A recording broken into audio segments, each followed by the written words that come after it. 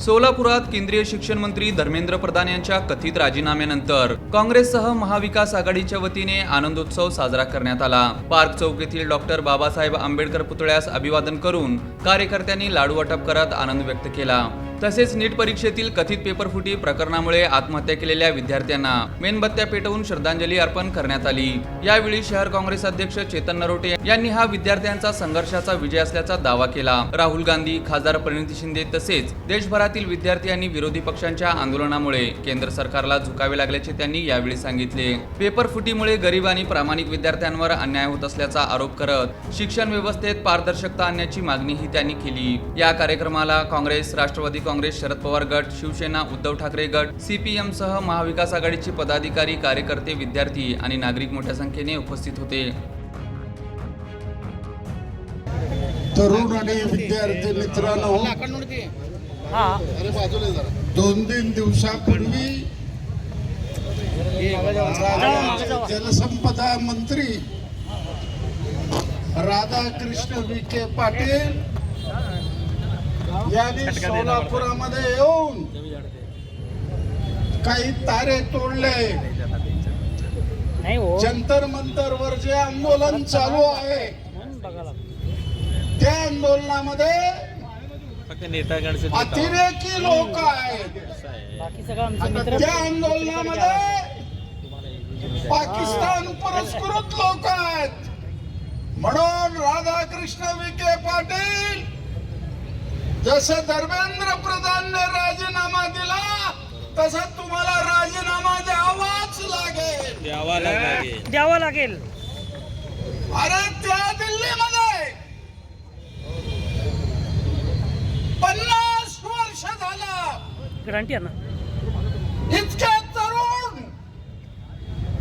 इतके विद्यार्थी कधीही जमले नाही। मेट्रो बंद, सिटी बस बंद, रिक्षा बंद, तरीही लाखो लोक चालत आले त्या ठिकाणी। आणि त्याने सांगितलं, जोपर्यंत धर्मेंद्र प्रधान राजीनामा देणार नाही तोपर्यंत या सरकारला आम्ही सोडणार नाही, असं त्याने अपील केलं। सांगा, 21 माणसं मेले, 20 वर्षाची मुलगी, 22 वर्षाचा मुलगा, काय त्यांच्या आई वडिलाला वाटलं असेल? मोदी साहेब, तुम्ही पंतप्रधान झाल्यापासून या देशामध्ये सगळंच फुटू लागलेलं आहे। इतकं फुटू लागलेला, शेवटी राम मंदिरावर सुद्धा दरोडा तुम्ही घालायला पुढं मागं झालं नाही आणि राम तुम्हाला शिक्षा दिल्याशिवाय सोडणार नाही। आज कामगार बेचिराग झालेला आहे, शेतकरी बेचिराग झालेला आहे, आदिवासी बेचिराग झालेला आहे, दलित बेचिराग झालेला आहे, अल्पसंख्याक बेचिराग झालेला। म्हणून अभिजित दीपकने जर मागे यावं मागून घ्या की, दुनिया झुकती है, झुकाने वाला चाहिए। किती माणसाले आज लाठीमार झाला, आसू गॅसचे गोळे सोडले, इतका लाठीमार केला। एका मुलीनं वरून सांगितलं, किती लाट्या घालायचं घाला, मी इथं हलणार नाही। असे हे 72 विद्यार्थी। आज काय आमची शिक्षणाची अवस्था? कोण आणणार 50 लाख रुपये? कोण आणणार 60 लाख रुपये? कोण आणणार 1 कोटी रुपये? ज्याच्याकडे पैसा त्याला शिक्षण। म्हणून आमची मागणी आहे, झोपडीमध्ये राहणारा कामगार असेल किंवा राष्ट्रपती भवनामधला राष्ट्रपती असेल, सगळ्याला दरवाजे मोकळे असलं पाहिजे शिक्षणाचे. अरे मी स्वतः आमदार होतो, माझं उदाहरण सांगतो घ्या. माझा मुलगा डॉक्टर व्हायला अठ्ठदरला 83% मार्क मिळाले, ऍडमिशन मिळालं नाही. मी नाव सांगत नाही का, मोठ्या माणसाकडे गेलो, त्याला विचारलं ऍडमिशन पाहिजे माझ्या मुलाला. त्याने सांगितलं सगळ्याला मी 20 लाख रुपये घेतो, मास्तर 10 लाख रुपये आणून भरा. शेवटी बँकेमार्फत मी रिक्षाला पाठवला आणि तो डॉक्टर होऊन आलेला आता गरिबाची सेवा करतो आहे. आमदार सारख्या घरामध्ये डॉक्टर होऊ शकत नाही, मग श्रमिकाचे मुलं डॉक्टर कसे होते? आज संपूर्ण शिक्षणाचं खाजगीकरण, सगळं हायकोर्ट सुप्रीम कोर्टाच्या जजापासून प्राध्यापकापर्यंत सगळ्याला कॉन्ट्रॅक्ट नोकऱ्या. काय शिकणार आमच्या मुलं?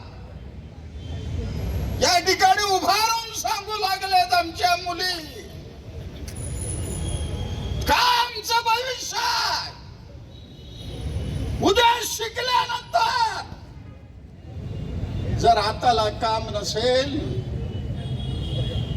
काय करणार? पंतप्रधानांनी म्हणलं 20 लाख मुलं फेर परीक्षेला बसलं आणि अर्थमंत्र्यांनी तर आज तारेच तोडली. तिला कोण अर्थमंत्री केलं मला माहित नाही. तिनं म्हणलं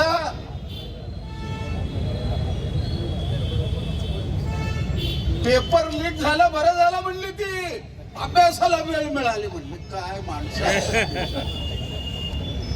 काय देशामध्ये अर्थमंत्री, या देशाचे अर्थमंत्री याने म्हणा. म्हणून आता तरुण उठलेला, विद्यार्थी उठलेला, हे केवळ राजीनामा पुरतं मर्यादित नाही, मोदी आणि शहाच्या राजीनामा पुरतं मर्यादित नाही. आपल्याला व्यवस्था बदलावं लागेल. त्या व्यवस्थेमध्ये सगळ्याला शिक्षण, सगळ्याला काम, एकही माणूस बेकार राहणार नाही, अशा पद्धतीची व्यवस्था भारतरत्न डॉक्टर बाबासाहेब आंबेडकरने आपल्याला संविधान दिलेला. शहीद भगतसिंगांनी आपल्याला क्रांतिकारक मार्ग दाखवलेला. महात्मा गांधी शांततेने विकासाकडे जाण्याचा रस्ता दाखवलेला.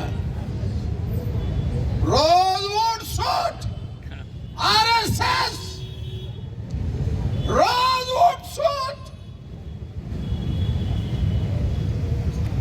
तर यांचे धंदे आता तरुण आला आणि एकदा तरुणाचं डोकं बिघडलं, मिलिटरी आणलं तरी सुद्धा ते डोकं ठिकाण्यावर येणार नाही. म्हणून विशेष करून मी राहुल गांधीचंही अभिनंदन करतो. राहुल गांधी सांगितलं नरेंद्र मोदींची उलटी गिनती सुरू झालेली आहे, पण राहुल गांधींना एकच अपेक्षा,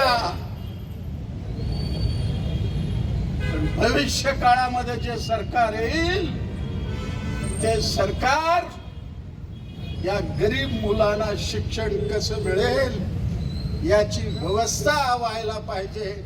नसेल अदानी अंबानी लुटू लागलेला आहे देशाला. प्रत्येक टेंडर अदानीला, कॉलेज अदानीला, सगळं अदानीला. मग देश राहील का? म्हणून आपल्या सगळ्याचं काम आहे, आपण एक होऊया. कोट्यावधी तरुण प्रत्येक शहरामध्ये, संपूर्ण देशामध्ये मी आज 60 वर्ष झालं असं आंदोलन कधी पाहिलं नाही. संपूर्ण भारतभर आंदोलन, लाठ्या येऊ द्या, काठ्या येऊ द्या, अश्रू दूर येऊ द्या, काही लावा. माणसं येत होते, तरुण रस्त्यावर उभे राहिले आणि हे तरुणच या देशाला घडवणार हे विश्वास आहे. म्हणून त्या तरुणाच्या लढ्याला जोरदार पाठिंबा देऊन या सरकारने जी दडपशाही केलेली आहे, लाठीमार केलेला आहे, आसुगॅस सोडलेला आहे, याबद्दल नुसतं अमित शहानं राजीनामा देऊन चालणार नाही. नरेंद्र मोदी राजीनामा देऊन घरी जावा. हे घ्या.